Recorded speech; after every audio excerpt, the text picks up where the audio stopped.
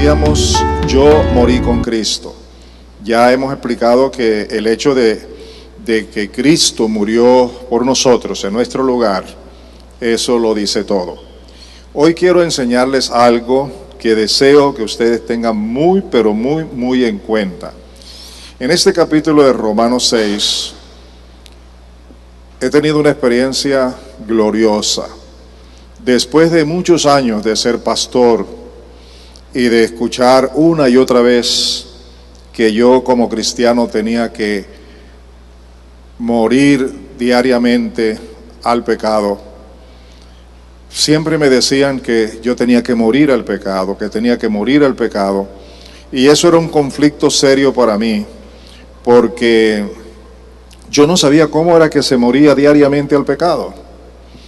Pero una vez me invitaron a una conferencia donde un señor ya metido en años, con experiencia con el Señor, nos trató este tema, y ese día que escuché esta enseñanza, yo sentí como si me hubieran quitado una carga de encima y comencé a experimentar la verdadera libertad en Cristo. Esta ocasión, deseo que usted también tenga esa experiencia, pero tiene que estar atento a lo que vamos a enseñar, lo que dice la palabra, creerlo, aceptarlo, asimilarlo y hacerlo suyo. ¿Está bien? Vamos a analizar un poco, vamos a leer y analizar los versículos de Romanos 6, 1 al 6 primeramente. Dice la escritura aquí: ¿o no sabéis que todos los que hemos sido bautizados en Cristo Jesús, los que ya hemos sido bautizados en Cristo, hemos sido bautizados en su muerte? El bautismo es un sello en el que estamos declarando que realmente hemos muerto con Cristo. Por eso el bautismo es importante. El bautismo no salva, pero el bautismo está incluido en el acto del arrepentimiento y del cambio de actitud. Por eso cuando la gente le preguntó a Pedro ¿qué haremos?, él, lleno del Espíritu Santo, dijo: arrepiéntanse y bautícese cada uno de ustedes. Aunque realmente el bautismo no me salva y no salva a nadie, hace parte de la enseñanza bíblica en el que con el acto de bautizar estás sellando que tu acción de creer, de aceptar a Cristo, y además de eso espiritualmente está simbolizando tu muerte juntamente con Cristo.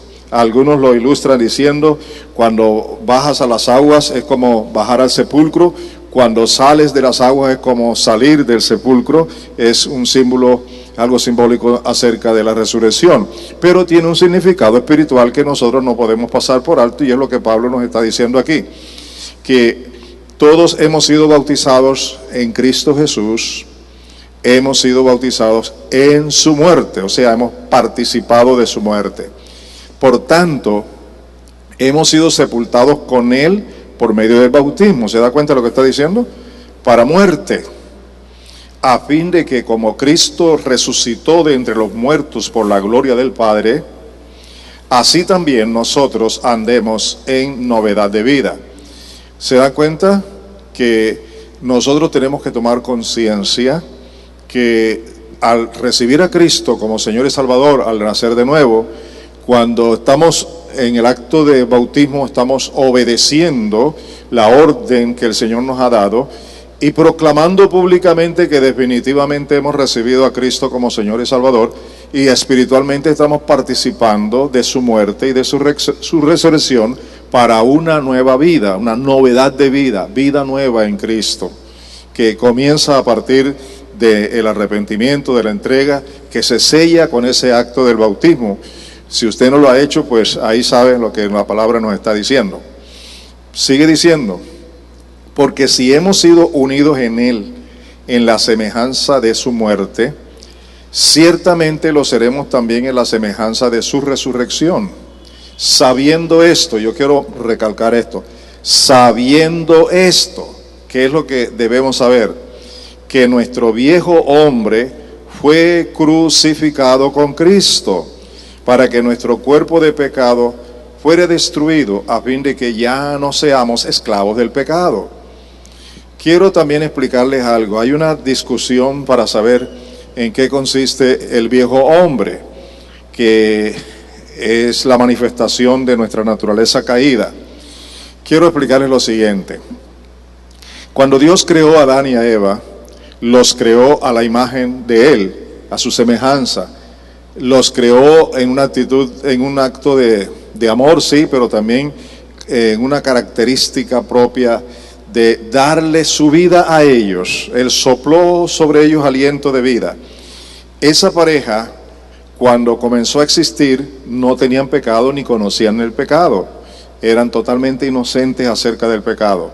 Eran santos, eran una pareja realmente para Dios, sujetas a Dios y en todo buena relación. Pero cuando ellos desobedecieron voluntariamente por dejar de escuchar la voz de Dios para escuchar la voz de Satanás, permítame decirle lo siguiente, óiganme con mucho cuidado, el estado espiritual de ellos se degeneró, la relación con Dios se rompió. Como consecuencia de su pecado, Dios los expulsó del jardín del Edén.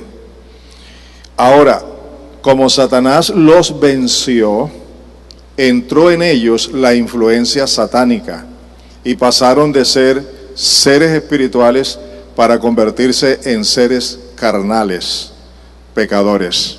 ¿Estoy haciéndome entender? Ahora, el pecado no se origina en ellos, sino que el pecado ya existía en Satanás. Y quien viene a sus vidas para conquistarlos con la desobediencia a la voluntad de Dios es Satanás.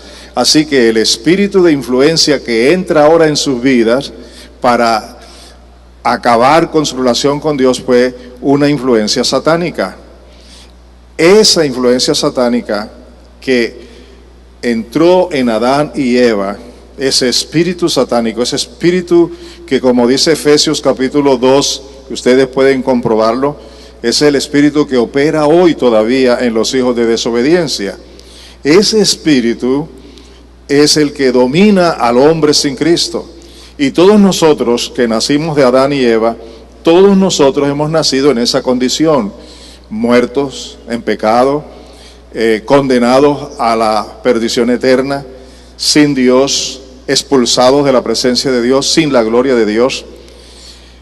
En esa condición es un hombre, una mujer, una raza humana bajo la esclavitud de Satanás.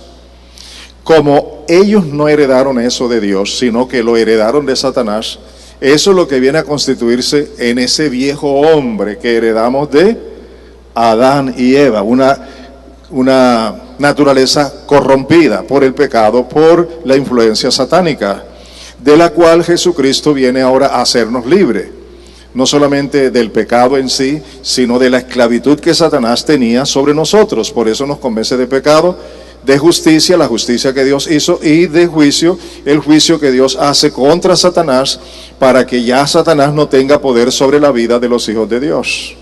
¿Les queda claro? ¿Les queda claro? ¿Entienden ahora cuál es ese viejo hombre? ¿De dónde viene ese viejo hombre? Viene directamente de Satanás. Y ese viejo hombre, dice aquí, es el que ha sido crucificado. Y como dice la palabra, ha sido crucificado, pero no dice que el viejo hombre resucitó. Resucitó una nueva vida en Cristo. Vamos a los versículos 7 al 11. Y quiero que escuchen con atención. Dice el texto: porque el que ha muerto ha sido liberado del pecado. ¿Se da cuenta? Está hablando de esa naturaleza vieja que murió, que fue crucificada juntamente con Cristo. El que ha muerto con Cristo ha sido liberado del pecado. Y luego dice: y si hemos muerto con Cristo, creemos que también viviremos con Él, sabiendo que Cristo, habiendo resucitado de entre los muertos, no volverá a morir. Ya la muerte no tiene dominio sobre Él. Escúchenme, ¿tiene la muerte dominio sobre el Señor Jesucristo? No. Ahora, los que hemos nacido de nuevo, los que estamos en Cristo, estamos en igualdad de condición con Cristo, ¿sí o no? Por estar en Cristo. Tampoco vamos a morir espiritualmente. Ya somos libres de la muerte y del pecado y de la esclavitud del pecado y de esa acción del viejo hombre que se heredó de Satanás. ¿Les está quedando claro eso? Dígame, ¿hay algún hombre que pueda hacer eso? ¿Hay alguna institución religiosa que pueda hacer eso? Solamente Dios lo ha hecho y solamente Dios lo hace.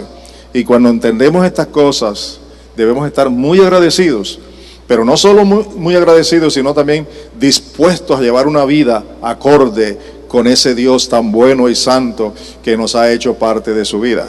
¿Les parece? Seguimos con el texto que dice: porque en cuanto Él murió, murió al pecado una vez y para siempre. Murió una sola vez. ¿Tendrá que morir otra vez el Señor Jesús? No. Pero en cuanto vive, ¿vive para quién? Para Dios. Ahora dice el versículo que sigue: así también vosotros, consideraos muertos al pecado, pero vivos para Dios en Cristo Jesús.